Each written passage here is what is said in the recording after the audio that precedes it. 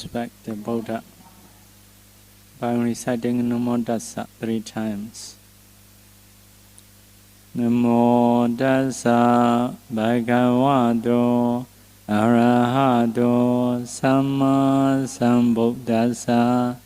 Namo Tassa Bhagavato Arahato Samma Sambuddhassa. Namo Tassa Bhagavato Arahato Samma Sambuddhassa.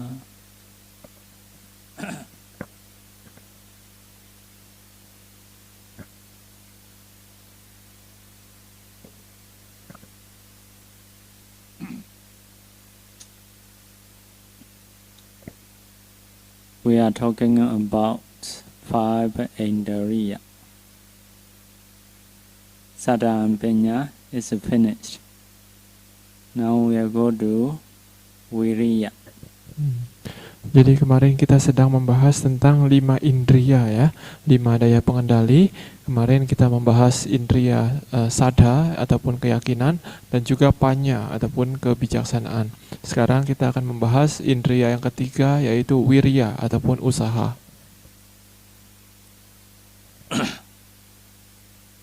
Out of 37 Bodhibhakya Dhamma, so Virya can function in many ways.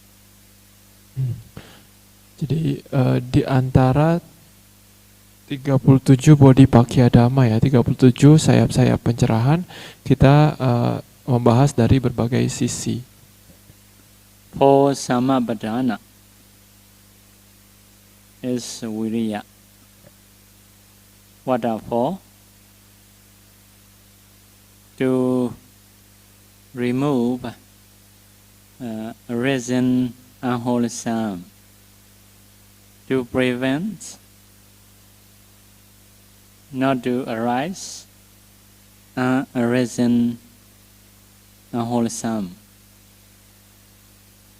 to perform, to do or to perform unreason kusala,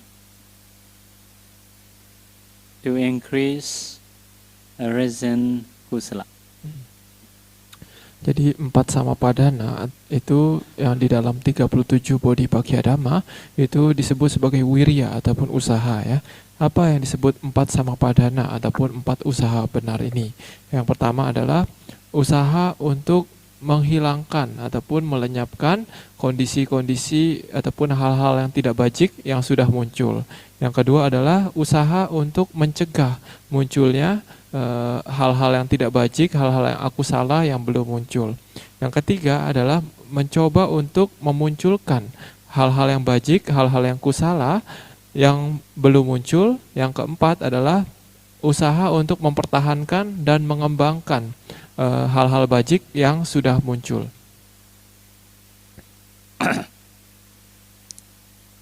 If someone want to make effort correctly, so you should try these things to remove reason kusala, reason akusala. So by practicing meditation, so you can remove by not paying attention. Jadi kita harus berusaha untuk melakukan 4 usaha benar ini ya. Jadi misalkan usaha benar yang pertama berusaha untuk meninggalkan ataupun melenyapkan hal-hal yang tidak bajik yang sudah muncul. Misalkan kita dengan bermeditasi ya, dengan memperhatikan objek meditasi kita ataupun dengan tidak memperhatikan hal-hal yang tidak bajik yang muncul yang mengganggu pikiran kita. For example, Bande Angulimala.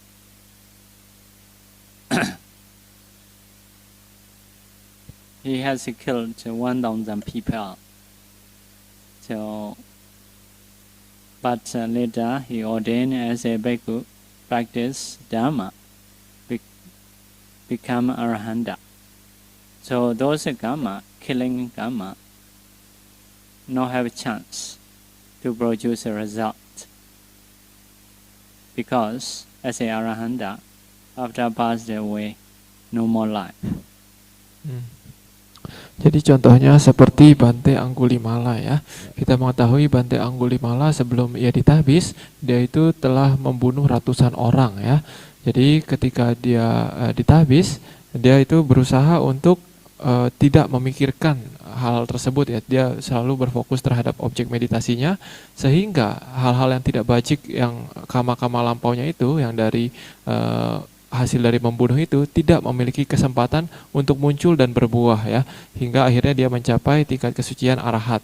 Jadi setelah mencapai tingkat kesucian arahat ya, karma tersebut yang mungkin awalnya harusnya membuat beliau terlahir di alam rendah, tapi dikarenakan sudah mencapai arahat, jadi itu karma tersebut tidak memiliki kesempatan untuk berbuah karena arahat sudah tidak dilahirkan lagi. There are some people they have a lot of lust or a lot of anger, or they have done a lot of agusala. So because of this, they wish to remove the agusala that they have or that they have done. So they practice meditation. Once they have concentration, they can keep their mind in a wholesome state. If they are successful until attainment, those agusala will not have a chance to produce a result. Jadi ada beberapa orang ya, kata Sayadaw, yang kadang mereka itu pikirannya selalu dipenuhi oleh nafsu, ataupun kadang dikuasai oleh kebencian, ataupun kadang mereka dikuasai oleh penyesalan, mungkin karena mereka dulu pernah melakukan suatu kesalahan ya. Jadi mereka memiliki keinginan untuk menghilangkan hal-hal yang tidak bajik ini. Mereka tidak ingin lagi memiliki nafsu, memiliki kebencian, ataupun mengingat-ingat kesalahan mereka yang lampau. Jadi dengan begitu pun mereka melatih meditasi ya. Ketika meditasi mereka berkembang, ketika konsentrasi mereka sudah mulai matang, maka pikiran mereka itu akan jauh dari hal-hal yang tidak bajik tersebut, dan mereka akan bisa dengan mudah ataupun dengan lebih lama berdiam dengan hal-hal yang bajik, yaitu objek meditasinya ya. Bahkan jika nanti misalkan mereka terus berlatih hingga mencapai pencapaian mungkin sampai arahat ya, jadi mereka tidak karma buruk yang mereka yang lampau, yang harusnya membuahkan hasil di kehidupan mendatang, itu tidak memiliki kesempatan untuk berbuah lagi. This kind of condition, agusala supports kusala. So according to Patana, it is upanasya, as a upanasya. Jadi kalau didasari seperti itu ya, yang tadinya seseorang itu dikarenakan dia memiliki nafsu, memiliki kebencian, ataupun memiliki penyesalan, lalu dia melakukan suatu kebajikan, berlatih meditasi dan sebagainya, itu disebut sebagai kebajikan yang didasari oleh keburukan gitu ya, oleh ketidakbajikan. Ini kalau secara Patana, ini disebut sebagai upanisaya pacayo. So there are some people, some men, they are drunkard. They cannot stop. They understand it is no good. They cannot avoid. So, because of this, they stay humble, thinking that they are bad. So, come to monastery, clean all toilets for the people, for the practitioners and monks, like that. So, why they can do such kind of things? Because of fear that they cannot avoid. So at least something is good. So agusala can support kusala. Jadi contoh lainnya adalah mungkin ada beberapa orang ya, mungkin mereka memiliki masalah yang sangat besar yang sepertinya sudah tidak bisa diatasi lagi gitu, karena masalah ini sudah sangat besar. Nah, jadi mereka mungkin ketakutan dan sebagainya. Jadi mereka pergi ke wihara untuk misalkan melakukan kebajikan. Mereka misalkan bersih-bersih toilet, bersih-bersih halaman dan sebagainya untuk orang-orang yang ada di wihara tersebut.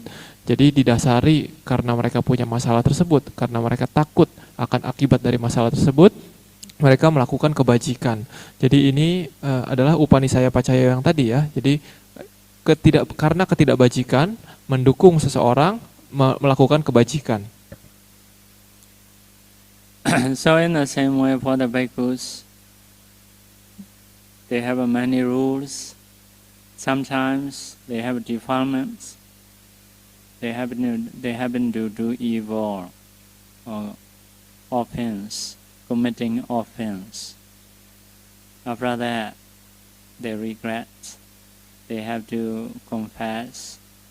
They have to recover according to Buddha's teaching, like doing a Brihvasa, Manada. So have to open, reveal to their fellow monks. So in this way, they have to be humble. They have to reduce their conceit. So it is lovely things based on wrong things. Jadi contoh lainnya adalah misalkan para bhikkhu ya. Para bhikkhu kan memiliki banyak peraturan. Lalu mungkin karena dikarenakan ya, para bhikkhu juga masih banyak yang pasti masih memiliki sedikit banyak kekotoran batin, kadang masih bisa melakukan pelanggaran peraturan ya. Jadi mungkin setelah melakukan pelanggaran peraturan, seorang bhikkhu itu dia menyesal ya. Dia menyesal lalu dia akhirnya mengakui kesalahan tersebut, pelanggaran yang telah ia lakukan kepada rekan-rekannya ataupun kepada sangha ya. Dia mengakui kesalahan tersebut dan meminta sangha untuk memohon permohonan maaf dari sangha ya. Dan juga dia itu meminta untuk dimurnikan kembali status kebikuannya. Misalkan dia meminta untuk menjalankan pariwasa, manata ataupun abhana ya. Ini adalah prosedur pengembalian status kebikuan jika dia melakukan pelanggaran yang berat ya. Jadi dikarenakan suatu kesalahan yang ia lakukan yang didasari oleh kekotoran batin, oleh ketidakbajikan, dia akhirnya harus belajar untuk rendah diri ya, untuk rendah hati, untuk mengakui kesalahannya dan untuk memperbaiki kesalahannya. Jadi ini adalah contoh lain dari hal yang tidak bajik, hal yang kesalahan kita mendukung kita melakukan suatu kebenaran ataupun kebajikan. Trying to remove arisen akusala is a kind of right effort. Samapadhana. Jadi usaha untuk menghapuskan ataupun menyingkirkan ataupun melenyapkan ketidakbajikan, hal-hal tidak bajik yang sudah muncul itu merupakan suatu usaha yang benar, suatu samapadhana. One of Samvegawatu to make an effort is suffering related to past. In the past, we have done some mistakes. If those then will produce a result, we will suffer. So if we wish to be free from suffering, we need to make efforts. We need to practice. To be arhanta, not to have a life anymore, or to reborn in a good destination, like a Deva realm or Brahma realm, not to have a chance to produce a bad result by previous unwholesomeness. Jadi di antara salah satu dari Samvegawatu ya, ini adalah landasan munculnya rasa terdesak untuk berlatih dhamma ya. Landasan yang memunculkan keinginan untuk berlatih dhamma, salah satunya adalah perenungan terhadap hal-hal yang ada di masa lampau. Misalkan kita merenungkan bahwa ya di masa lampau mungkin kita telah banyak melakukan keburukan, kejahatan ya ataupun perbuatan salah, dan kita merenungkan kalau perbuatan salah saya ini membuahkan hasil, wah ini akan kacau karena saya akan menderita sangat lama sekali gitu. Jadi dikarenakan perenungan seperti ini, seseorang pun melakukan suatu usaha yang benar ya. Dia pun menjadi berlatih dhamma ataupun melakukan perbuatan bajik. Misalkan dia beraspirasi untuk terlahir di alam dewa ataupun di alam Brahma ataupun menjadi seorang arahat, sehingga karma-karma buruknya yang lampau itu tidak memiliki kesempatan untuk berbuah.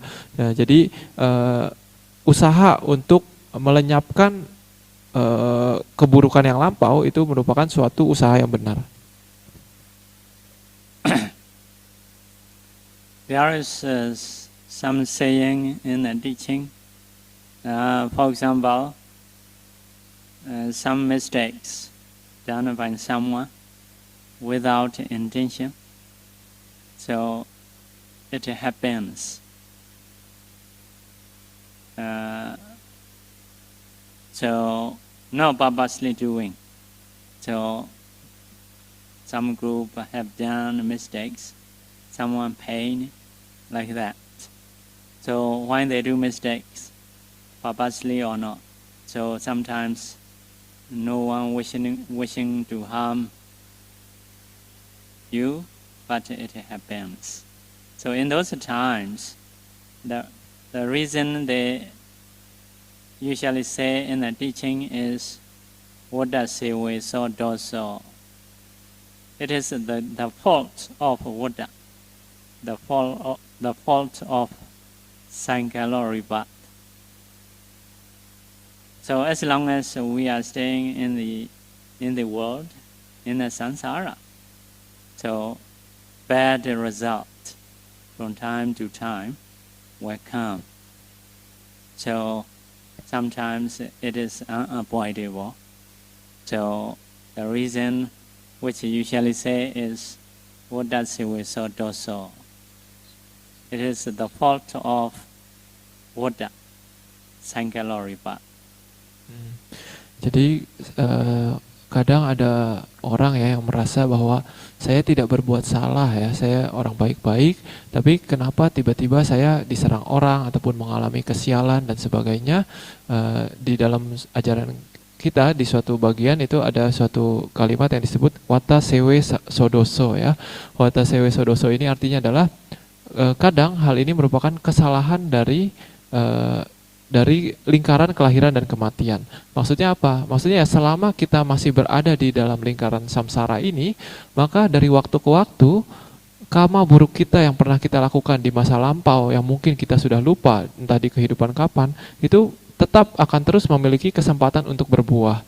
Jadi selama kita masih ada di dalam samsara ini, tentunya dari waktu ke waktu nanti kita akan merasakan suatu penderitaan ya, dikarenakan memang kita masih berada di dalam alam samsara ini yang memungkinkan munculnya buah karma dari masa lampau. There are some similar reason which usually showing. So like that, for example, Bodhisattva's mother. So after passed away, give a birth, giving him birth, have to pass away. I think within 7 days or within a few days. So what is the reason? There are some reason, like mother one is like a Chetiya. So no man, husband cannot associate. So like that. So they are showing some reason, but it is very usual. So it is a dhammata, like that. Usually they say dhammata. It is the nature. It will be always.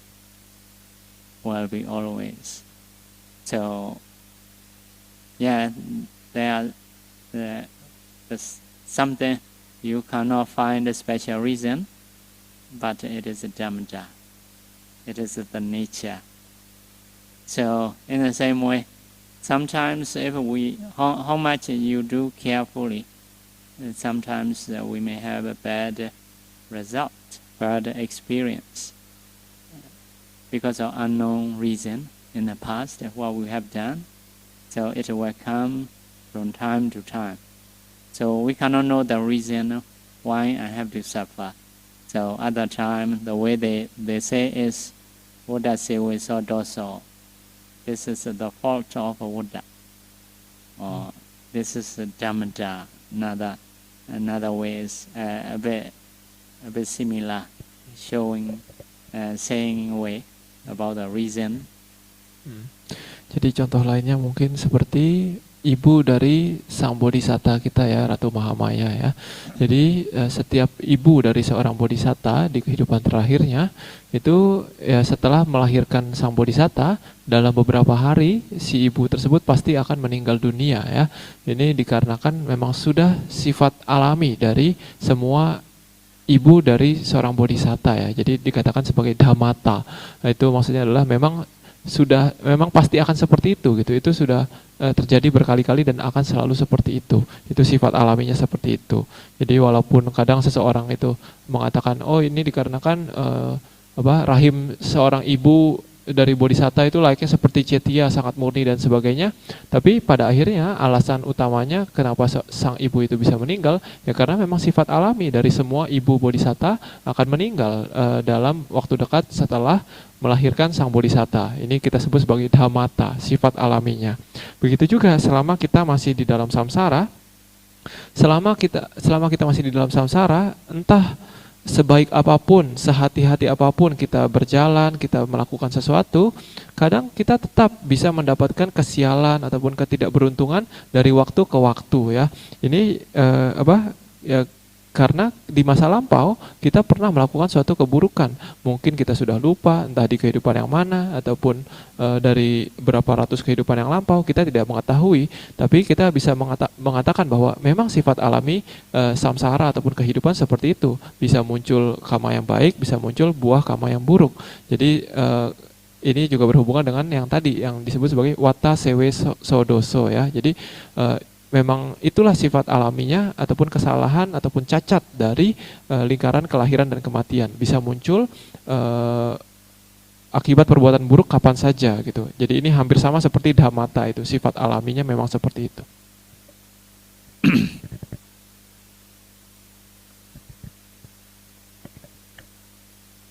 So for the bodhisatta, if he want to stop suffering, long times ago he can do in the Sumedha life. So even in Sumedha life he can go to Nibbana, but didn't go. So he wished to fulfill Parami life after life, trying to increase his quality. So in the long samsara, sometimes he has difficulties. He has bigger problems. So normally Bodhisattva is very knowledgeable, very wise, also have a great effort. So can produce effort. So usually you are trying to solve problems, sometimes making effort. So sometimes using great knowledge.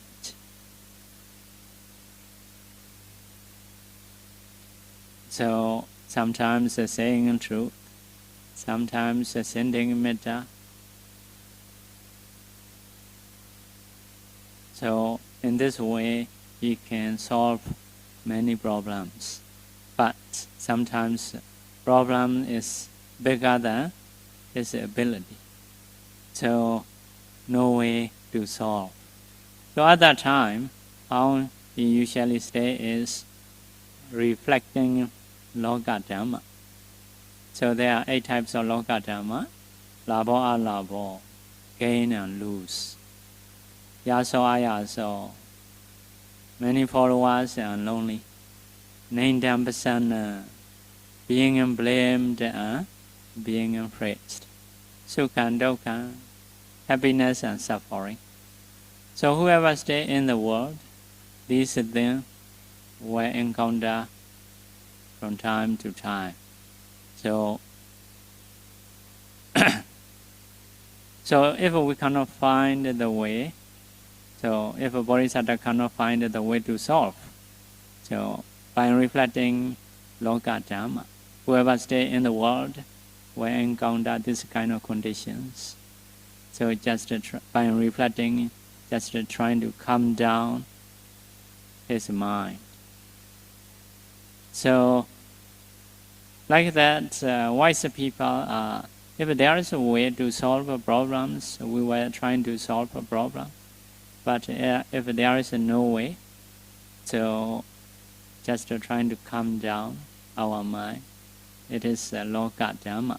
Whoever stay in the world will experience this kind of things.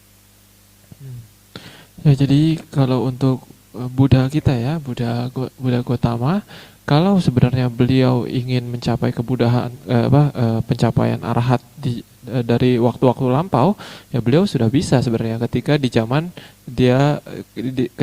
beliau terlahir sebagai Petapa Sumedha ya.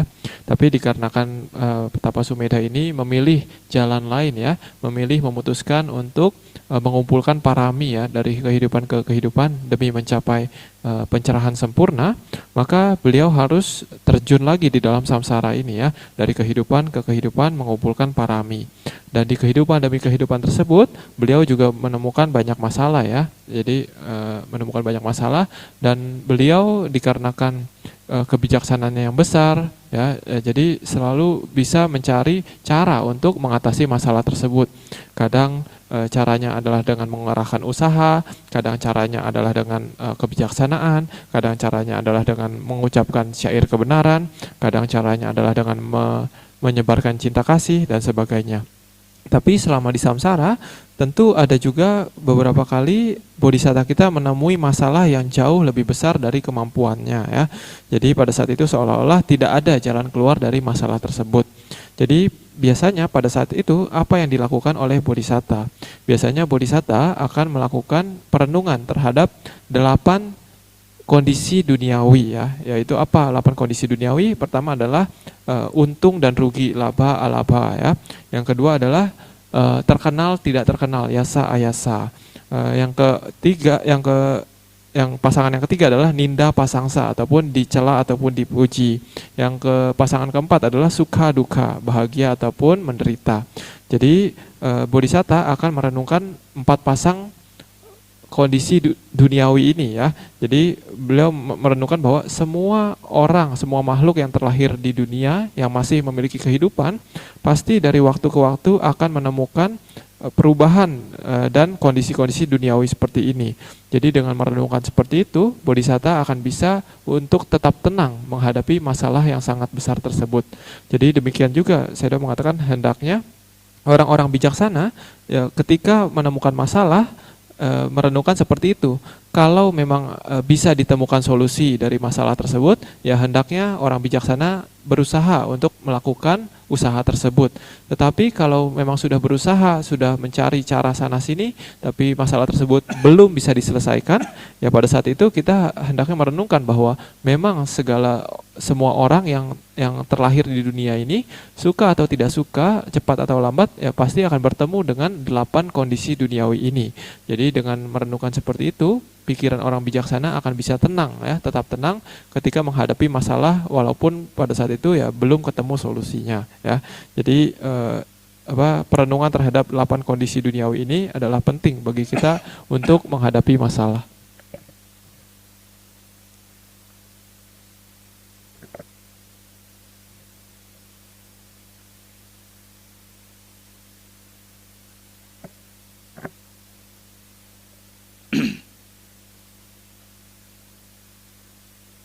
If we can stay with meditation, so we will not have a regret related to past akusala.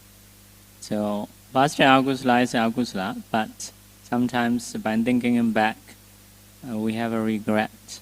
It is a kind of kokocha, a kind of unwholesomeness. But if we can stay with the meditation, so at least we can remove regret.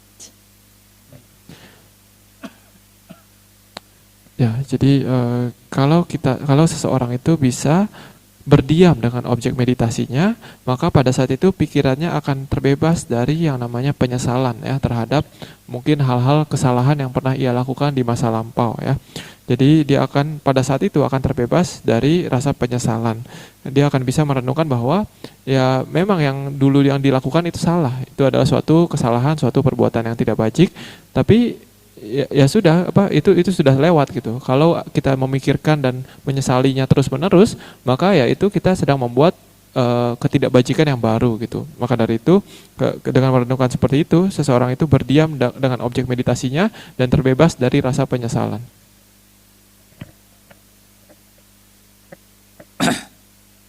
So if we want to cut off previous akusala, we should try to be arahanta like Angulimala. So no more life, no more result. Jadi kalau kita ingin terbebas dari semua terbebas dari semua hasil perbuatan buruk kita yang pernah kita lakukan di masa lampau, ya kita harus berusaha untuk melatih diri sampai tingkat kesucian arahat ya, layaknya Bante Angulimala. Karena kalau kita sudah mencapai tingkat kesucian arahat, maka tidak akan ada lagi kehidupan mendatang. Jadi kama-kama yang lampau tersebut tidak memiliki lagi kesempatan untuk berbuah. Sometimes if we learn about the noble people who has a parami, after making great kusala, usually they're reborn in the Deva realm.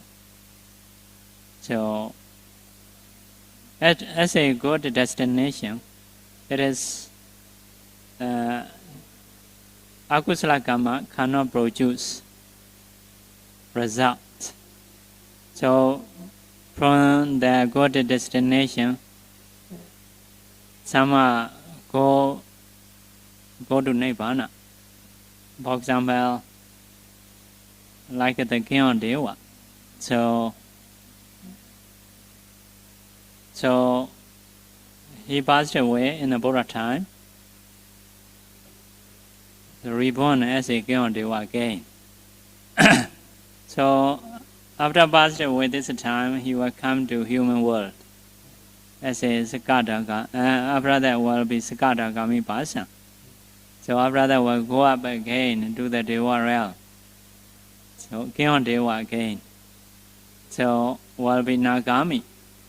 From there will go to Brahma life. And then get Sodawasa. So from the beginning until the top. After the top, he has to go to Nibbana, becoming Arahanta. So, seems to be that they don't have big suffering in life because of going around in a good destination. Ya, jadi biasanya orang-orang baik ya, orang-orang bijak, orang-orang besar, mereka itu selalu berusaha untuk mengumpulkan parami ataupun kebajikan ya. Jadi setelah mereka melakukan banyak kebajikan, mereka terlahir ulang di mana? Di alam yang bagus ya, di alam dewa misalkan ya. Jadi ketika kita mendapatkan keberhasilan alam kehidupan, maka biasanya aku salah ataupun kama-kama buruk yang masa lampau itu akan lebih sulit untuk muncul ataupun berbuah di alam-alam yang baik gitu. Misalkan di alam dewa hasil perbuatan kama kita yang kurang baik itu akan sulit untuk muncul ketika kita terlahir sebagai seorang dewa ya. Jadi layaknya seperti contohnya Dewa Saka ya, Dewa Saka. Dan kadang dengan kita terlahir di alam yang baik, kita juga akan bisa mencapai Nibbana. Seperti contohnya Dewa Saka ya. Dewa Saka sebelum bertemu Buddha, beliau adalah seorang putujana ya. Tapi ketika bertemu Buddha, ketika dibawarkan dhamma oleh Buddha, beliau mencapai tingkat kesucian Sotapanna ya. Lalu di zaman Buddha dia itu meninggal dunia dari alam dewa ya, dari Raja Saka dia meninggal dunia, tapi langsung terlahir ulang sebagai Dewa Saka lagi ya. Jadi dari dia sebagai Dewa Saka yang tua, dia berubah menjadi Dewa Saka yang muda ya. Nah itu sebagai seorang Sotapanna. Nah lalu dikatakan nanti setelah kehidupannya sebagai Dewa Saka ini, dia ingin terlahir lagi, dia akan terlahir lagi di alam manusia ya, kemudian berlatih dhamma hingga mencapai tingkat kesucian sakadagami. Lalu setelah dari alam manusia, dia akan terlahir lagi di alam dewa ya, sebagai dewa saka lagi, dan mencapai tingkat kesucian anagami di alam dewa tersebut. Lalu setelah meninggal dari kehidupan alam dewa tersebut, dia akan terlahir di alam Brahma ya, Brahma Sudawasa, Brahma alam para anagami, hingga sampai alam akanita ya, alam Brahma yang paling tinggi. Jadi dikarenakan beliau itu mengumpulkan kebajikan yang besar, dia bisa terlahir di alam yang baik, lalu hingga bisa bertemu dengan ajaran yang benar, mencapai kesucian dan lain-lain, maka kama-kama buruk yang masa lampau yang besar-besar itu tidak memiliki kesempatan untuk muncul mengganggu si Dewa Saka ini. For the Bande Moggallana, because of previous agusala being killed by apes, but now no more. Bande Sariputra at the inner life, vomiting in blood, passed away into Pranayana. So for the Buddha also, like a headache, so back pain. In the same way, Anatta Bainika. So it is mentioned about his severe headache. So for the Visakha, for the Visakha, not have a big suffering. Only she is one time crying because of niece. Granddaughter passed away.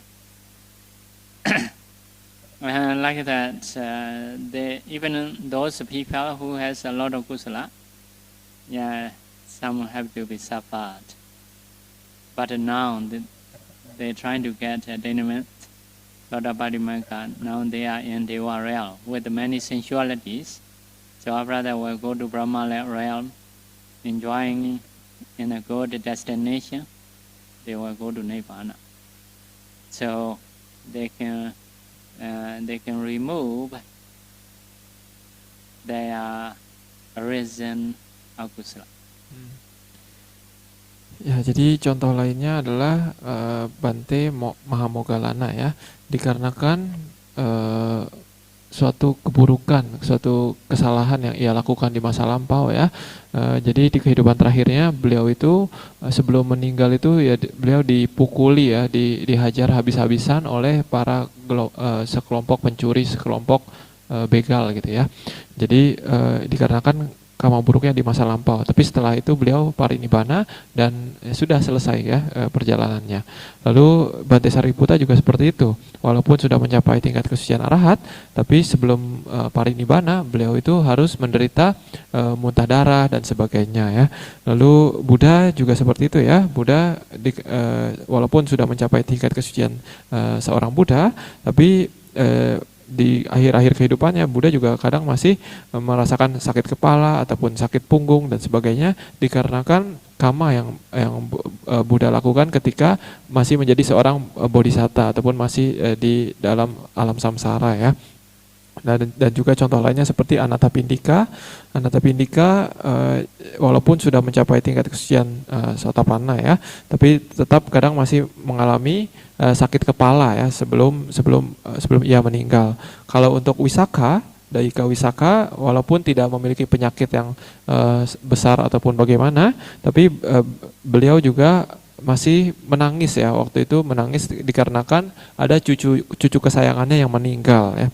Jadi maksudnya bahkan orang-orang agung, orang-orang besar seperti ini dikarenakan buah kama buruk dari masa lampau masih harus menderita ya sebelum mereka mencapai nibbana. Tapi dikarenakan kebajikan mereka juga, khususnya untuk Anathapindika dan Wisakha ya, karena mereka belum mencapai tingkat kesucian arahat, ya nanti setelah kehidupannya sebagai seorang manusia yang terakhir itu, ya mereka terlahir di alam dewa ya. Sekarang mereka di alam dewa menikmati berbagai kesenangan surgawi. Lalu setelah itu mereka akan mencapai alam Brahma. Lalu di alam Brahma tersebut mereka akan mencapai nibbana. Jadi dengan mereka usaha mereka tahap demi tahap untuk mengatasi ataupun melenyapkan aku salah ataupun ketidakbajikan yang sudah muncul. Ini merupakan yang disebut sebagai usaha yang benar.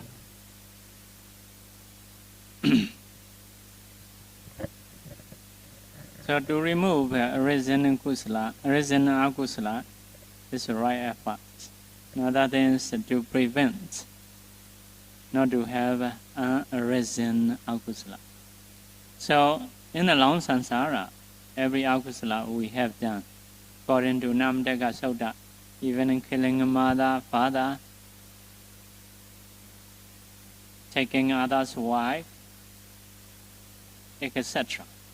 So, in the past we have done. It is to have samvega. So, unarisen akusala means in this life. So some are based on object. Yeah, some people, killing they may have done, but they never drank like that. Never drank before. This is unarisen kusala. If so, better not to drink. So this akusala is not yet done in this life. So in this way, so unarisen akusala better not to have. So some not like some people I know you have experience. So like that, some people regret. So like so some maybe already since young. So after that they may think I never enjoy and sacrifice my life or something like that. So no need to have a regret. So not have akusala. I never done this kind of thing. It is good. It is good. For example, maybe as a practitioner, I never have a wife or husband. Let it be. It is good. So I never enjoy life. So it is okay. Try to prevent unarisen kusala not to arise.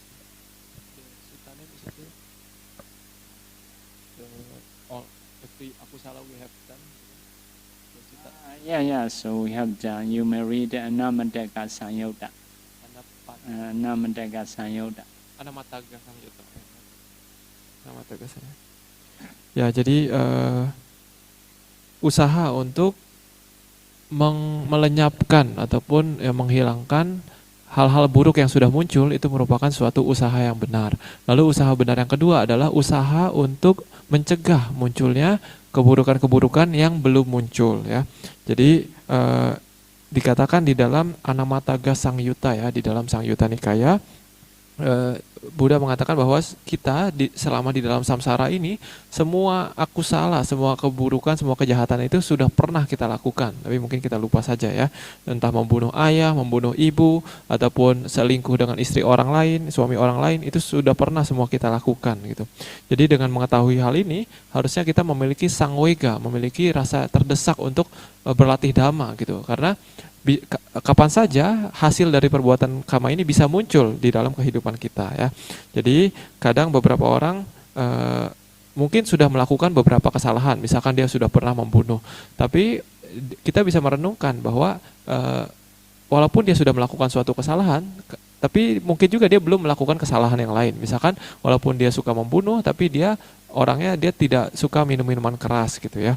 Jadi itu ya lebih baik seperti itu, maksudnya tidak memunculkan aku salah yang baru, ya, tidak memunculkan keburukan yang baru. Jadi tidak perlu dia mencoba-coba untuk minum ataupun mabuk-mabukan, ya, karena ya sudah banyak aku salahnya dia gitu. Jadi tidak seperti perkataan kebanyakan orang gitu, ya, bahwa hidup itu singkat, coba dulu aja gitu. Maksudnya nikmatin aja senikmat-nikmatnya seperti itu.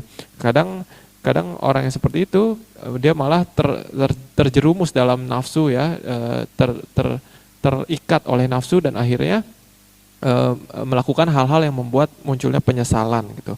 Jadi kadang kata Sayadaw, kita hal-hal ada beberapa yang belum kita nikmati itu kadang ya bagus juga. Misalkan seorang meditator, seorang yogi ya, ataupun seorang biku ataupun sele, misalkan mereka mengatakan, oh saya belum pernah menikah, saya belum pernah punya pacar dan sebagainya.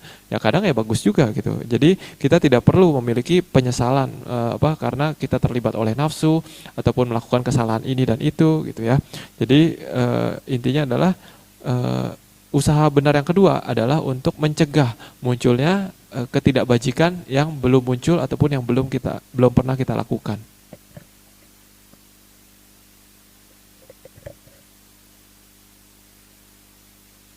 So to remove akusala, if we have seen Nibbana, so some akusala can remove. For example, as a Sotapanna can remove wrong view and doubt. As a Sakadagami, make akusala thinner. As a Nagami, even anger or sensual desire, he can remove. If as a Arahanta, so can remove all.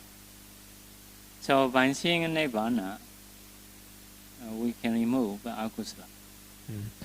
Dan juga usaha benar yang sebenarnya yaitu adalah dengan kita bisa melihat nibbana ya. Ketika seseorang itu melihat nibbana, mengerti nibbana, maka kita akan bisa untuk mencabut secara total ataupun mencabut secara permanen beberapa akusala kama gitu ya. Beberapa akusala, beberapa ketidakbajikan dari dalam diri kita. Contohnya ketika seseorang itu mencapai sotapanna ya, dia melihat nibbana untuk pertama kalinya, maka seorang sotapanna tersebut dia bisa mencabut secara total keraguan-raguan dan juga pandangan tentang adanya diri ya, dan juga kepercayaan tentang ritual dan sebagainya. Ketika seseorang itu mencapai tingkat kesucian sakadagami, maka orang itu bisa mengikis, melemahkan kotoran batin yang berupa nafsu indrawi dan juga kebencian. Ketika seorang itu mencapai tingkat kesucian anagami, dia akan bisa menghapuskan secara total kebencian dan nafsu indrawi. Ketika seorang itu mencapai tingkat kesucian arahat, dia akan bisa menghapus secara total seluruh kilesa yang ada. Jadi dengan mencapai nibbana itu kita akan bisa mencabut dan menghapus akusala ataupun ketidakbajikan yang sudah ada.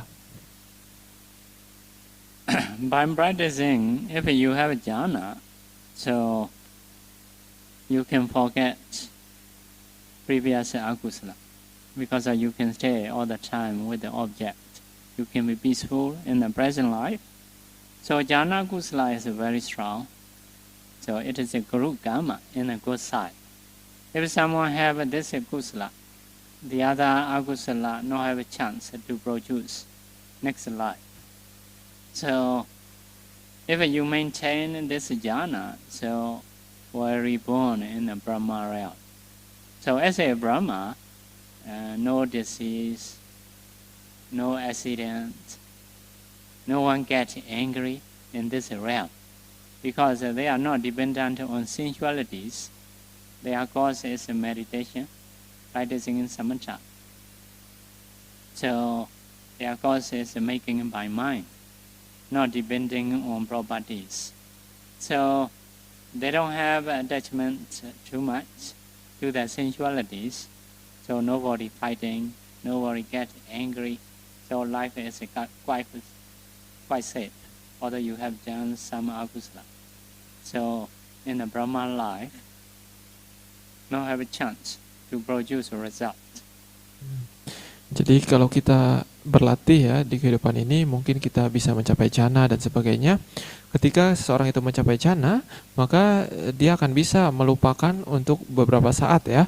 Selama ia berada di dalam jhana tersebut, dia akan lupa, dia akan tidak terikat terhadap kesalahan-kesalahan yang ia lakukan di masa lampau. Jadi dia tidak akan mengalami penyesalan selama ia berada di dalam jhana tersebut. Jadi dia bisa tinggal dengan nyaman, dengan tenang di kehidupan ini. Dan juga pencapaian jhana ini juga disebut sebagai garu kama ya, sebagai kama berat ya. Tapi ini adalah kama baik yang berat ya. Jadi jika kama baik ini berbuah di akhir kehidupan kita, ketika kita jhana ini sebagai pikiran terakhir kita di kehidupan ini, maka ini akan membuahkan hasil yang besar, yaitu apa? Yaitu sebagai kelahiran di alam Brahma. Jadi ketika seseorang itu terlahir di alam Brahma, walaupun ya sebelumnya dia pernah melakukan suatu kesalahan dan lain-lain, di alam Brahma akan sangat sedikit sangat kecil kemungkinan aku salah wipaka kama tersebut untuk muncul ya, karena di alam Brahma itu cenderung sangat aman, sangat tenang ya. Di sana tidak ada penyakit, tidak ada kecelakaan, dan juga tidak ada kebencian di sana, tidak saling marah satu sama lain ya. Karena kebahagiaan mereka itu tidak didasarkan oleh nafsu indrawi, tapi didasarkan oleh kebahagiaan meditatif, kebahagiaan samatha ya. Jadi kebahagiaannya tidak didasarkan oleh Anda punya apa, saya punya apa gitu, tidak seperti itu. Jadi mereka tidak saling marah satu sama lain. Jadi ketika seorang itu berada di alam Brahma, terlahir sebagai Brahma, di situ mereka cenderung cukup aman ya, karena aku salah wipaka kama ataupun buah-buah kama buruk dari kehidupan lampau cenderung tidak memiliki kesempatan untuk berbuah ketika seseorang itu terlahir di alam Brahma.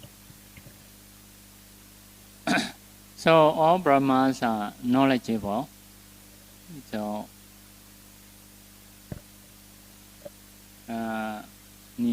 only some Brahma.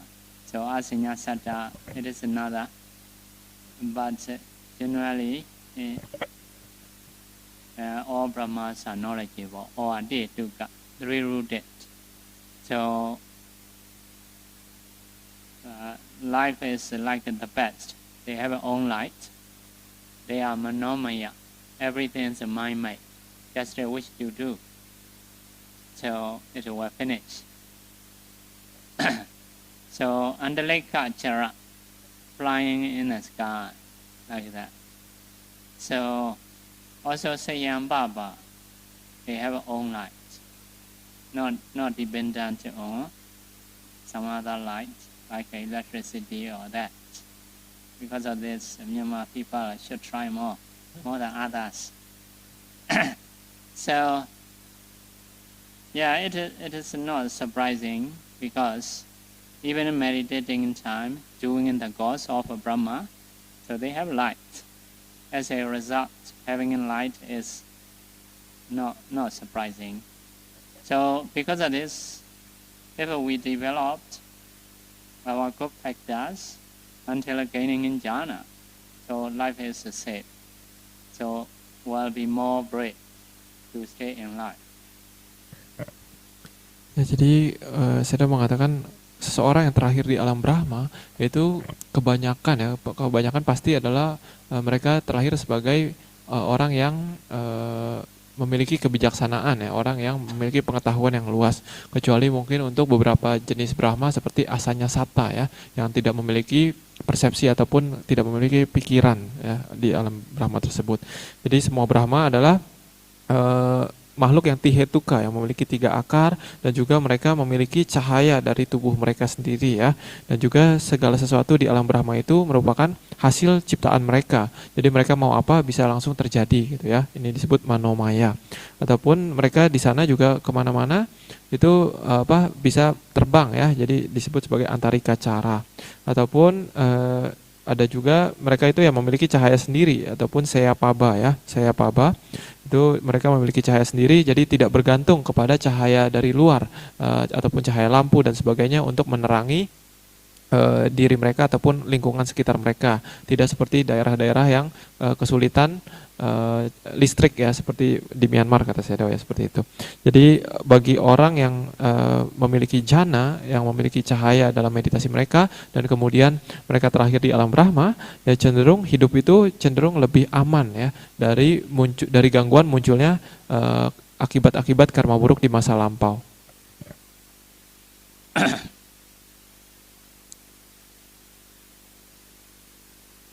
So by developing Bojjhanga, by practicing meditation, we can remove some akusala. Also, another way is Indriya Samvara Sila. By practicing controlling faculties like eye, ear, nose, tongue, body, and mind. So, some akusala we can remove. So meditator as a tradition, so they practice. Noble people, they practice this kind of things. So in the previous time, if we go to monastery or forest, those objects are cut off, usually peaceful. But nowadays, problem is phone, internet. Anyway, if we want to be peaceful, if we want to improve in meditation, those things to be considered. Without restraining our eye, ear, etc., our mind may not be ready for the meditation. Jadi saya mengatakan ketika kita melatih bojjhanga ya, melatih 7 faktor pencerahan, ya di situ juga kita bisa untuk melenyapkan beberapa akusala ataupun ketidakbajikan yang muncul ya, ataupun ketika kita melatih indriya sangwara sila ya, sila untuk menjaga 6 pintu indera kita, itu juga kita bisa mencegah ataupun menghilangkan beberapa ketidakbajikan yang muncul ataupun yang belum muncul ya. Jadi dengan berlatih seperti itu kita akan bisa menjaga pikiran kita agar tetap tenang dan damai ya. Kalau di zaman dulu ya, seseorang ketika pergi ke wihara ataupun ke hutan ya, mereka itu sudah jauh dari objek-objek yang bisa menimbulkan nafsu dan sebagainya ya. Jadi mereka bisa dengan mudah untuk cepat tenang gitu. Tapi sekarang di zaman sekarang ada musuh baru, yaitu adalah handphone ya. Jadi harus hati-hati juga dengan musuh baru ini. Tapi bagaimanapun dengan kita melatih indriya sangwara sila, dengan kita melatih pengendalian terhadap mata, telinga, hidung, lidah maupun badan ataupun pikiran kita, maka dengan cara seperti itu akusala ataupun ketidakbajikan akan lebih sulit untuk muncul, dan juga pikiran akan cenderung untuk bisa lebih mudah untuk tenang ketika kita berlatih meditasi. So something to see, to listen, like those are called sensualities. So those are for the wise people. If we use wisely, it is beneficial. Also, it is dangerous. So people have a fighting and war is because of those sensualities. So can make many problems. Because of this, we should not approach so friendly. We need to approach carefully. Because of this, whatever we use, the properties, we have to reflect. Even in food or clothes, dwelling or medicine, padisankayoni, or etc. So we did in the every morning chanting. So we need to use wisely for the sensualities. Jadi segala jenis hal yang kita lihat, ya, kita dengar, kita cium, kita rasakan, ataupun kita sentuh, ataupun yang muncul dalam pikiran kita itu adalah hal-hal indrawi ya. Jadi objek-objek indrawi tersebut kalau kita gunakan dengan bijak itu sebenarnya bisa sangat bermanfaat untuk kita ya.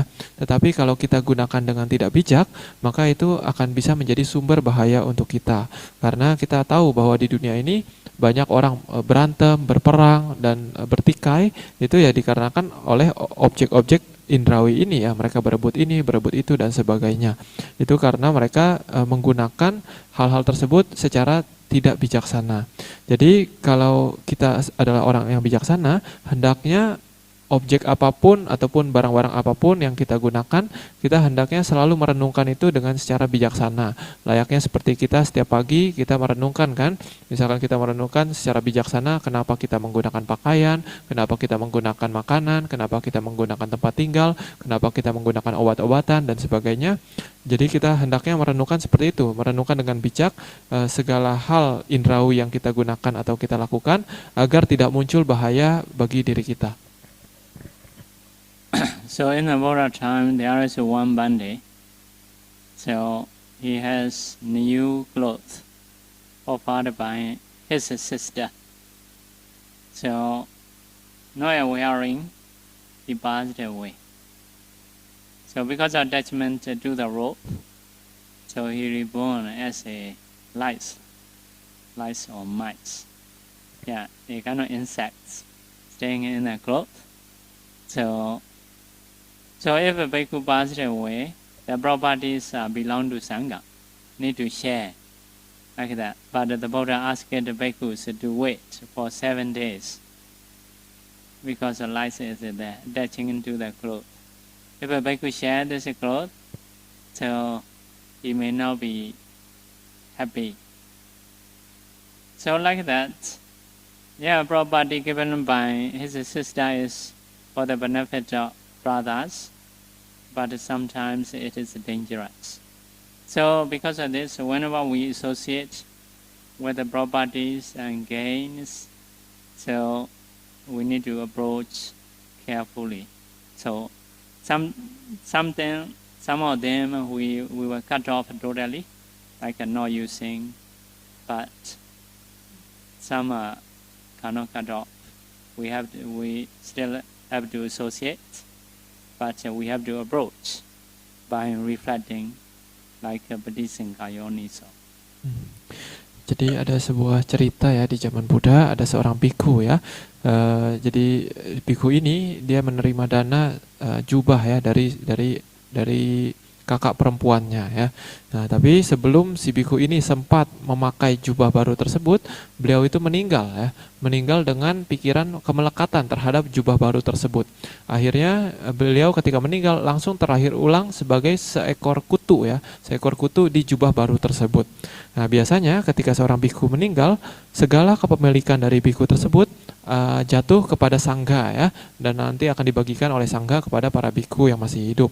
Nah, tetapi pada saat itu Buddha mengetahui hal tersebut dan Buddha menyuruh para bhikkhu untuk menunggu selama 7 hari sebelum membagikan jubah jubah milik si bhikkhu yang meninggal tersebut ya. Kenapa seperti itu? Karena Buddha tahu bahwa si kutu ini dia itu masih melekat terhadap jubah tersebut, dan kalau jubah tersebut dibagikan kepada bhikkhu lain, kutu ini dia akan menjadi marah ya, menjadi marah, tidak senang, dan muncul ketidakbajikan dalam pikirannya sehingga dia akan bisa terlahir di alam rendah.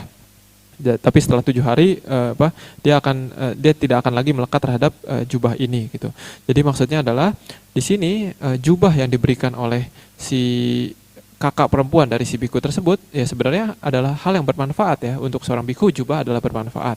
Tetapi kalau hal-hal yang bermanfaat kalau tidak digunakan dengan hati-hati juga akan bisa membawa bahaya, yaitu misalkan munculnya nafsu, munculnya kemelekatan dan sebagainya ya.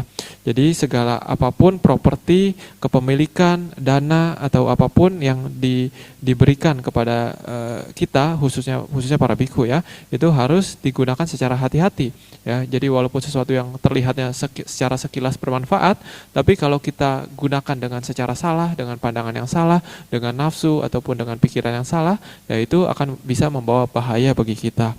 Jadi hendaknya menggunakan segala sesuatu dengan hati-hati, dengan penuh perenungan. Ada beberapa hal yang mungkin bisa kita hindari, kita tidak gunakan sama sekali ya, misalkan uang dan sebagainya, tapi ada beberapa hal yang tetap kadang harus kita gunakan. Misalkan ya kadang jubah ya tetap harus kita pakai gitu. Jadi untuk hal-hal yang memang tetap harus kita gunakan, ya hendaknya kita selalu menggunakan hal tersebut dengan penuh perhatian dan perenungan bijaksana sebelum menggunakan barang tersebut. So practicing Indriya Samvara Sila is to be usual. It is a command for the noble people's in the noble people's practice. So traditionally practiced, it is like an old road, sure road to go for the practitioners. Jadi saya sudah mengatakan bahwa pelatihan Indriya Sangwara Sila ini ya, pelatihan mengendalikan 6 pintu indera itu merupakan suatu latihan yang sudah pasti dilakukan oleh orang-orang bijaksana, oleh orang-orang suci ya. Ini adalah pelatihan yang sudah biasa bagi mereka. Jadi bagaikan seperti jubah yang sudah lama yang sudah lama mereka pakai gitu. Jadi mereka selalu kemana-mana pakai jubah ini. Itu adalah Indriya Sangwara Sila. Okay, we will stop here. If you have a question, you may ask. Ada, okay. Do you have the mic?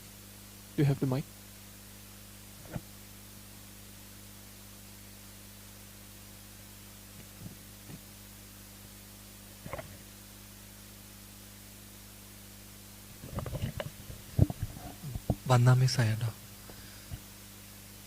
Angulimala, he killed 1,000 people. Closer. Closer? Okay. Angulimala has killed 1,000 people, lot of akusala kamma, but still he came in contact with Buddha Dhamma and attained arahantship. How come?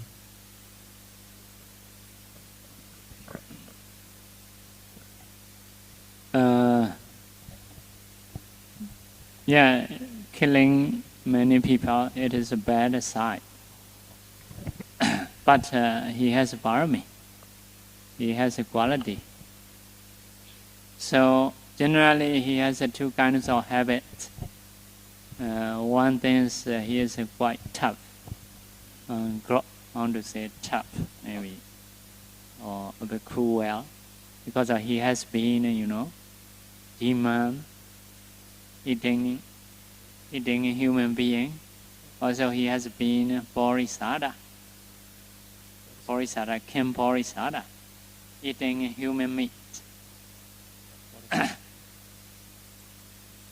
So,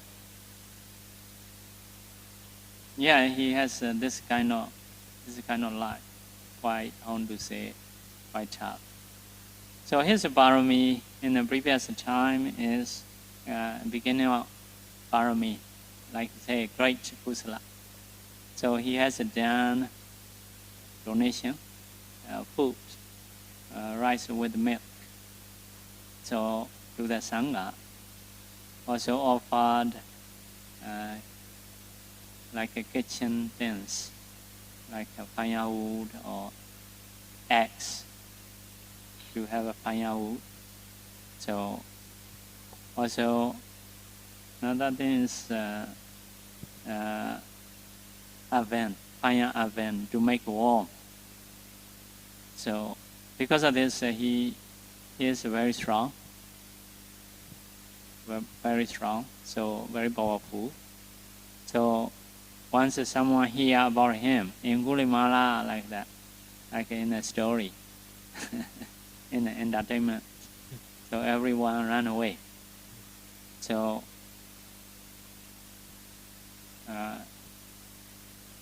he is very strong, very powerful.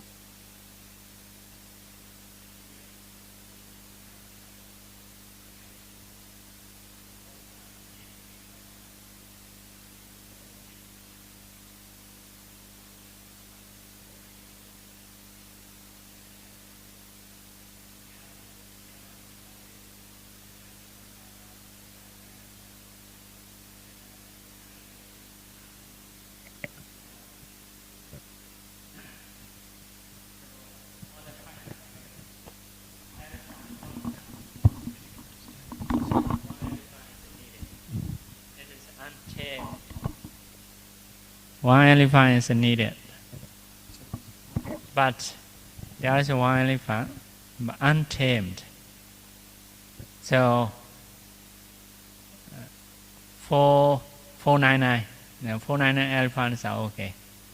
And so it is trained, but Bhikkhu is 500. So need one elephant. There is one elephant, small elephant, but untamed. So the queen suggests keep nearby Bande Angulimala. So have to keep nearby Bande Angulimala by holding umbrella. So elephant don't dare to shake. So even his ear don't dare to shake like that because of power of Bande Angulimala. So because of his kusala, offering food to the sangha, so delicious or nutritious food, he is very strong. So yeah, being strong is good, but sometimes based on strength, happen to use in the wrong ways. Sometimes. Okay, I'll continue. Ya, jadi tadi pertanyaannya adalah tentang Bante Angulimala ya, tentang Angulimala.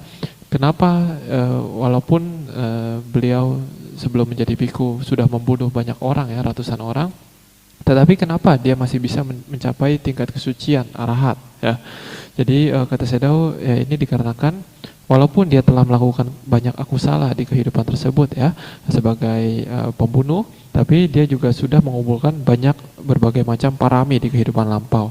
Dan biasanya dari kehidupan lampaunya itu, beliau itu selalu terlahir sebagai orang ataupun makhluk yang kuat ya. Jadi contohnya ketika beliau terlahir sebagai Raja Porisada ya. Jadi pada saat itu raja tersebut adalah raja yang memangsa ataupun memakan daging manusia ya. Jadi maksudnya di waktu itu dia juga memiliki tubuh yang kuat ya, sangat kuat. Jadi kenapa Bante Anggulimala ini di berbagai kehidupannya itu terlahir sebagai makhluk yang kuat ya, yang sangat kuat. Bahkan ketika orang mendengar namanya saja, oh Anggulimala gitu, mereka langsung ketakutan gitu, karena mereka tahu bahwa si Anggulimala ini memiliki kekuatan yang sangat besar, sangat sulit untuk ditaklukkan. Jadi dikatakan di kehidupan lampaunya, di berbagai kehidupannya, beliau itu selalu memberikan dana ya, banyak melakukan kebajikan, salah satunya berdana. Misalkan ia berdana makanan kepada sangga, berdana makanan yang superior seperti misalkan nasi susu dan sebagainya, ataupun ia berdana alat-alat kebutuhan dapur ya, misalkan seperti kayu bakar ataupun kampak ataupun perapian dan sebagainya. Jadi beliau itu menjadi orang yang kuat di berbagai kehidupannya ya. Jadi kadang bahkan di suatu cerita dikatakan bahwa di kehidupan terakhirnya, walaupun sudah menjadi Bante Anggulimala ya, kekuatan beliau tuh ya masih ada gitu. Jadi dikatakan waktu itu seorang raja itu ingin memberikan dana yang sangat besar, dana yang tak tertandingi ya. Jadi dalam pemberian dana tersebut diaturkanlah 500 ekor gajah ya, 500 ekor gajah untuk membawa payung, untuk memayungi para biku ya. Nah, tapi dikatakan dari 500 ekor gajah tersebut ada seekor gajah yang belum jinak ya, yang masih agak bandel, masih agak liar gitu. Nah, jadi awalnya bagian kerajaan bingung, ini bagaimana ada satu gajah yang masih liar, bagaimana caranya, kita kekurangan satu gajah gitu. Jadi akhirnya mereka pun menemukan cara bahwa kalau gajah yang liar, yang susah untuk diatur, aturin aja dia untuk payungin Bante Anggulimala gitu. Jadi kenapa seperti itu? Gajahnya ketakutan karena gajahnya tahu bahwa Bante Anggulimala itu memiliki kekuatan yang sangat besar. Jadi ketika si gajah liar ini pun memayungi Bante Anggulimala, dia menjadi gajah yang jinak ya, karena dia tahu kekuatan Bante Anggulimala itu sangat kuat ya.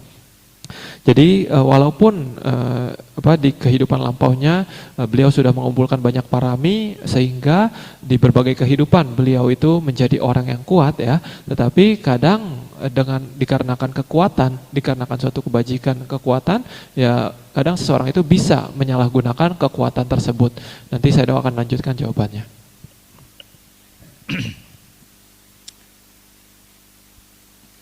Another thing, his habit is he love wise people. So especially he love Bodhisattva. So he love wise people, have a faith. So he has met Bodhisattva a few times, for example in a demon life. So he is big demon. Young time we read about him because it is interesting. So if I explain about this demon, so some people you may not be, you may not dare to go Yuakudi. You may get afraid. Ya, ya jadi di berbagai kehidupannya sebagai ketika masih mengumpulkan parami ya, Bante Anggulimala ini ya banyak melakukan kebajikan ya. Salah satu kebajikan yang ia lakukan adalah beliau itu suka berasosiasi ataupun bergaul dengan orang-orang bijaksana ya, seperti misalkan bergaul dengan sang bodhisatta kita, Bodhisatta Gotama ya. Jadi dikatakan Bante Anggulimala ini di berbagai kehidupan itu sering bertemu dengan bodhisatta kita. Salah satunya ya adalah di kehidupan di mana beliau itu menjadi seorang pemangsa manusia ya, seorang raksasa pemangsa manusia, beliau itu bisa bertemu dengan bodhisatta kita ya. Tapi kata Sayadaw kalau misalkan Sayadaw menjelaskan tentang kisah raksasa ini, kisah iblis pemangsa manusia ini, mungkin nanti ada yang takut kalau nanti ke kamar takut sendirian. So we say sticky demon. So his height is very tall. So I is like like the size of ball, bhikkhu's ball. So like that. This is a ghost story. So I don't want to say too much. And one last question. Jadi di salah satu kehidupannya juga ada cerita tentang ya beliau menjadi seorang raksasa ya, seorang iblis yang sangat besar ya, seorang iblis yang sangat besar yang memiliki badan yang sangat lengket ya. Jadi ceritanya ya beliau memiliki tubuh yang sangat besar, matanya pun sangat besar ya, mungkin seperti layaknya sebesar mangkok bhikkhu, mungkin seperti itu ya. Jadi Sayadaw mungkin tidak ingin cerita-cerita hantu ya di malam ini. So, but he is staying in one forest. At that time, Bodhisattva is a human. After learning about the 5 weapons, so Bodhisattva intentionally trying to meet him. Maybe because of their connection in the past life, Bodhisattva also why he choose to go that way, which is dangerous. But anyway, as a Bodhisattva, he is knowledgeable. So after that, Bodhisattva admonished him to practice the 5 precepts. So as a demon, he followed Bodhisattva's instruction. So practice 5 precepts. This is one time. Jadi dikatakan di kehidupannya seperti yang itu ya, yang ketika Bante Angulimala menjadi raksasa dengan badan yang sangat lengket ini, jadi pada saat itu Bodhisatta adalah menjadi seorang pendekar ya, seorang pendekar yang menguasai 5 keahlian senjata ya, 5 senjata, pendekar 5 senjata. Nah, jadi pada saat itu Bodhisatta mendengar rumor tentang raksasa ini, jadi Bodhisatta pun dengan sengaja ingin menemui si raksasa ini ya, si iblis ini. Jadi pada akhirnya si bodhisatta kita pun bisa berhasil menaklukkan si iblis pemangsa manusia ini dengan suatu trik yang seperti bohong tapi bukan bohong sebenarnya gitu ya. Nah, tapi pada akhirnya si raksasa ini dia mendengarkan kata-kata dari bodhisatta, mendengarkan nasihat dari bodhisatta untuk menjalankan 5 sila. Jadi bahkan ketika dia menjadi seorang raksasa seperti itu, dia masih bisa bertemu dengan orang-orang bijaksana seperti bodhisatta kita ya, dikarenakan hubungan kama di masa lampau. Jadi bahkan ketika kehidupan sebagai seorang raksasa ini, beliau pada akhirnya menjalankan 5 sila. Another time is a King Bodhisattva time.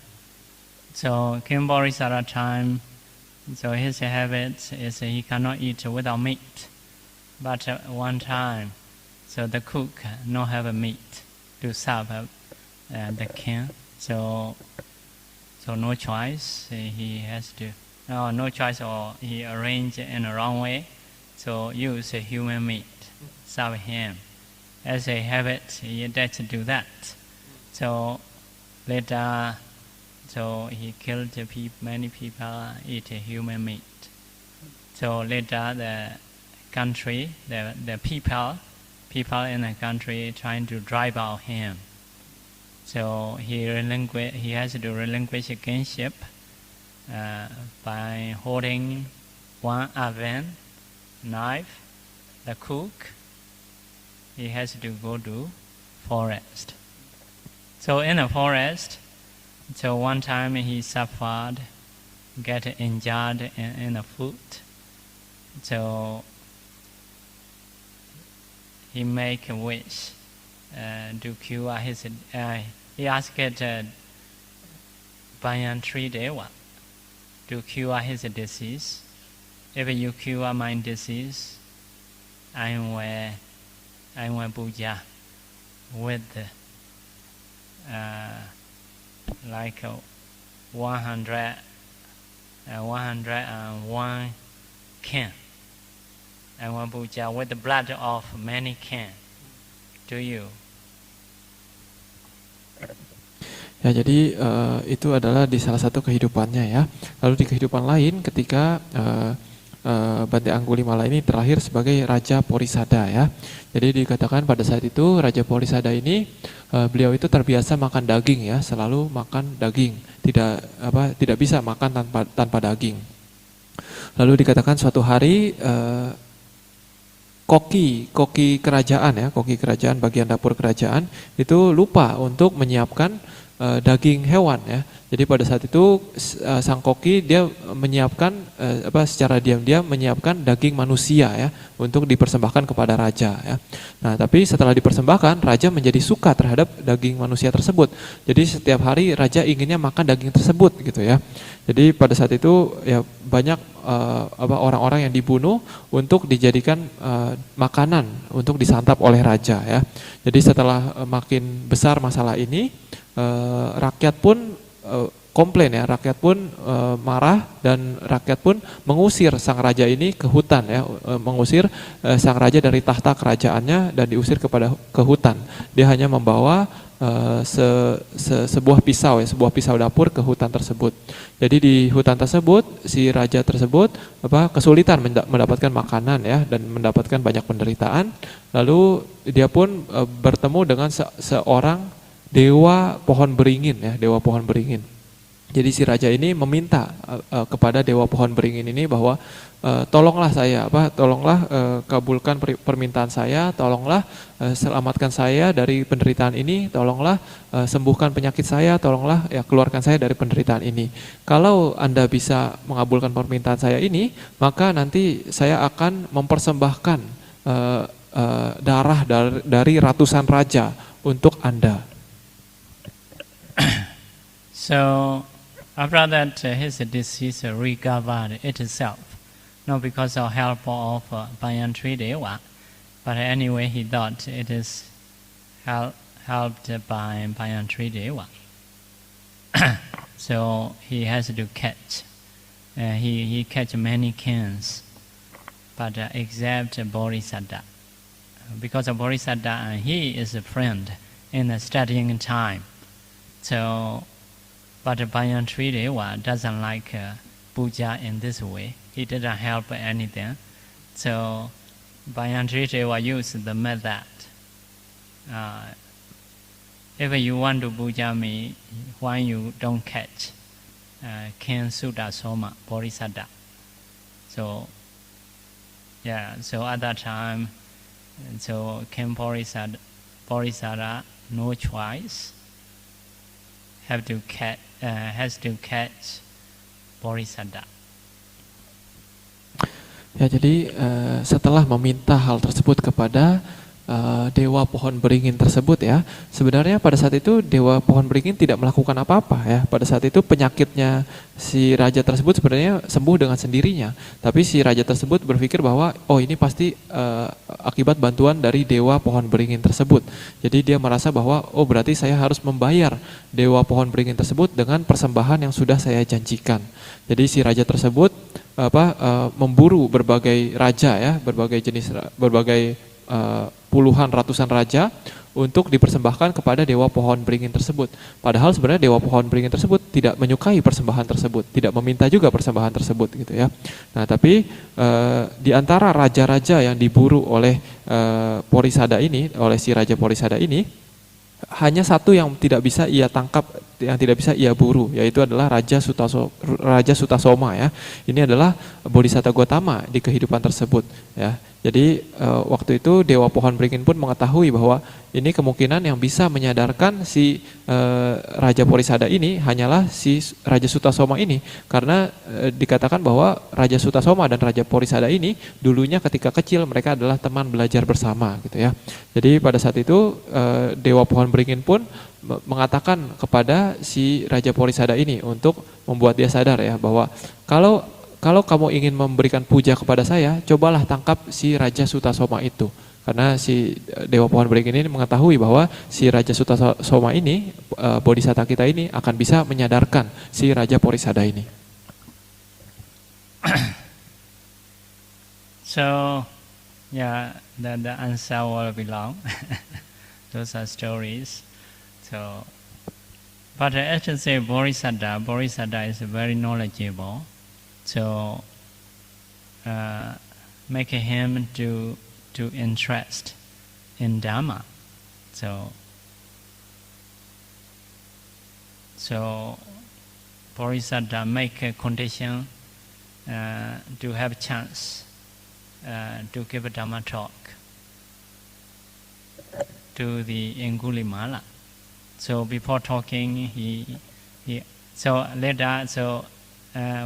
Bodhisatta, so wishing to listen to Dhamma. So at that time, Bodhisatta didn't give suddenly, ask some kind of promise. So you are killers, why you interested in Dhamma? So with a bloody hand, interesting in Dhamma is not possible. Like that. So at that time, I want to listen. So please talk to me. So after talking, whatever you wish me to do, I will do. So at that time, he got one promise. So after gaining a promise, Bodhisatta gave a Dhamma. So at that time, his mind is sought. As a promise, Bodhisatta asked him to release all kin. He can do that. He can do easily to release, to make all kin free. Also, Bodhisatta arranged him, get a promise from the other kings. You should not fight back him. You should not do revenge. If so, I will release you. So, in this way, make the other kings free. So, another thing is, as you promised, I want to see you as alive for 100 years. And that means you cannot kill me also, because I want to see as a healthy person to you. So means not to kill me. Also wishing to him to see as a healthy person. So difficult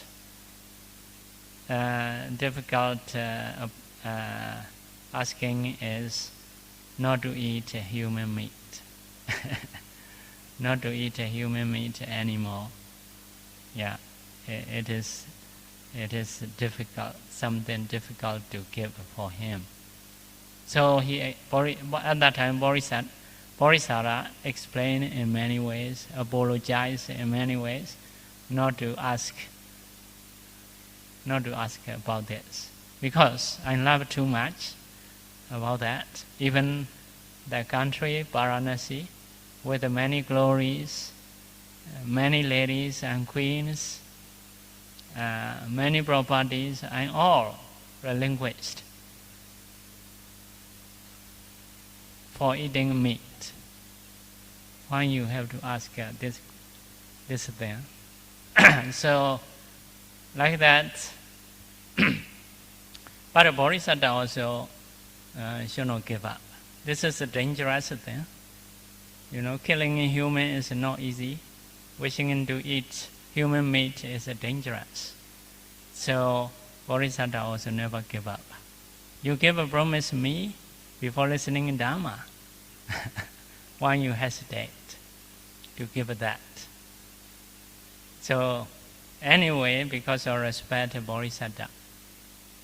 So although he liked this then too much, by relinquishing all country, all glory of kingship, but finally he gave up. Yeah, I want let it die. I will not eat human meat. So at that time, Bodhisattva, okay, it's okay. I will bring him back to you, your country. So with a group of army, so his country people don't want to accept him as a killer who eats a lot of human meat. But anyway, by using with the Bodhisattva's power, keep him kinship again. So like that, his mind is very faithful to the wise one. So even in the previous life, he has killed many lives, but still gaining as a kinship based on Bodhisattva's arrangement. So, yeah, one thing is he's a bit cruel, attaching to the food. Also, he has offered food. So another thing is he is very faithful to the Bodhisattva, to the wise people. So wise people's arrangement is very nice. So he make any condition to be able to listen to Dhamma, to respect the Dhamma. Also gaining a promise before talking. Yeah, he know it is difficult to give up, but no choice. He has to give. So his life, he can get his better condition as a kinship. Ya, jadi setelah Raja Porisada ini ya mencoba untuk menangkap Raja Sutasoma ini, jadi dikatakan pada saat itu Raja Sutasoma yang merupakan bodhisatta kita ya berhasil untuk mengalihkan pandangan, meluruskan pandangan dari Raja Porisada ini ya, yaitu Bante Anggulimala di kehidupan sebelumnya ini ya. Jadi pada saat itu Raja Porisada pun menjadi tertarik untuk mendengarkan Dhamma ya. Tapi karena bodhisatta kita pintar dan cerdik dan bijaksana, maka sebelum mengajarkan Dhamma kepada Raja Porisada ini, Raja Sutasoma meminta janji ataupun meminta si Raja Porisada ini untuk memegang, untuk menepati janji kalau nanti ia diberikan Dhamma oleh si Raja Sutasoma ini gitu ya. Jadi apa janji yang diminta oleh Raja Sutasoma itu? Ya, jadi pertama si Raja Sutasoma pertama juga ia memprovokasi ya ataupun membuat si Raja Porisada ini berpikir dulu gitu. Jadi tidak langsung memberikan Dhamma ya. Jadi si Raja Sutasoma ini mengetes si Raja Porisada ini bahwa dia mengatakan bahwa kamu sudah membunuh banyak orang, mana mungkin orang yang sudah membunuh banyak orang seperti kamu tertarik dengan Dhamma gitu ya. Tapi dikarenakan si Raja Porisada ini benar-benar ingin mendengarkan Dhamma, dia pun mengatakan enggak, saya beneran ingin mendengarkan Dhamma. Kalau Anda mau memberikan Dhamma kepada saya akan menepati apapun yang kamu inginkan gitu ya. Jadi setelah mendapatkan kata-kata tersebut dari Raja Porisada, Raja Sutasoma pun meminta janjinya membabarkan hal-hal yang harus ia tepati kalau nanti ia memberikan Dhamma kepada Raja Porisada. Pertama adalah Raja Porisada harus melepaskan semua raja yang sudah ia tangkap ya, ratusan raja yang sudah ia tangkap tersebut harus dilepaskan hidup-hidup ya tanpa disakiti. Dan juga Raja Sutasoma ini meminta juga kepada raja yang sudah ditangkap itu untuk setelah mereka dilepaskan oleh Raja Porisada untuk tidak membalas dendam kepada Raja Porisada ini. Ini adalah persyaratan yang harus ditepati oleh kedua belah pihak ya. Jadi si Raja Porisada akan melepaskan raja yang ditangkap dan raja yang dibebaskan nanti tidak boleh membalas dendam kepada Raja Porisada ini. Lalu karena mereka semua setuju, akhirnya dilepaskan si raja-raja yang sudah ditangkap tersebut.